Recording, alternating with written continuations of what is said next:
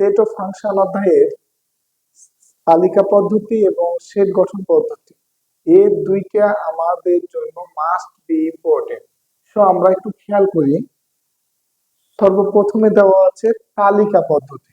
তালিকা পদ্ধতি মানে হচ্ছে সেই পদ্ধতি যে পদ্ধতিতে আমার কোন সেটের সদস্য সংখ্যা বা উপাদান সংখ্যা বা এলিমেন্ট সংখ্যা এগুলো দেওয়া থাকবে।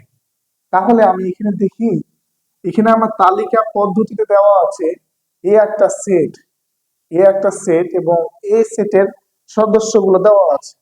এই সেটের 3, 4, 5 এগুলাকে বলা হয় সদস্য বা উপাদান বা এলিমেন্ট, যে কোনো ভাবে পড়া যায়।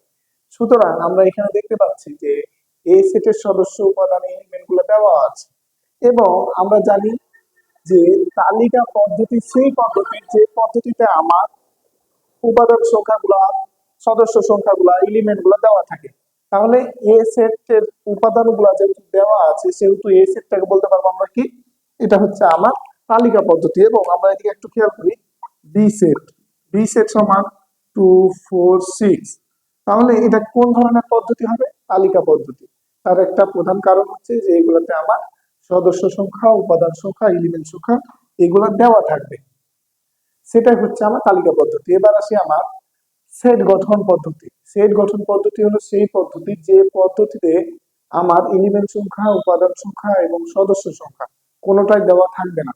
এটাকে বের করতে হবে, কিছু শর্ত দিবে, ওই শর্ত অনুযায়ী আমাকে বের করতে হবে এবং ওই শর্তগুলো আমি যদি না জানি তাহলে আমার বের করতে পারবো না এবং আমার বের করতে অনেক কষ্ট হবে। সুতরাং আমি এখানে দিয়েছি যে সেট গঠন পদ্ধতি হলো এ পদ্ধতি এবং এই এ সেট ইজ ইকুয়াল টু, এখানে একটা দেওয়া আছে, এটাও কিন্তু একটা সেট, কিন্তু এই সেটটাতে আমার কোনো সদস্য সংখ্যা দেওয়া নাই, কিন্তু এখান থেকে আমাদের সদস্যগুলোকে বের করতে হবে।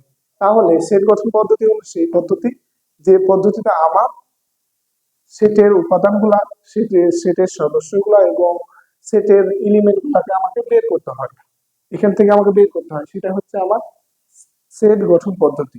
এবং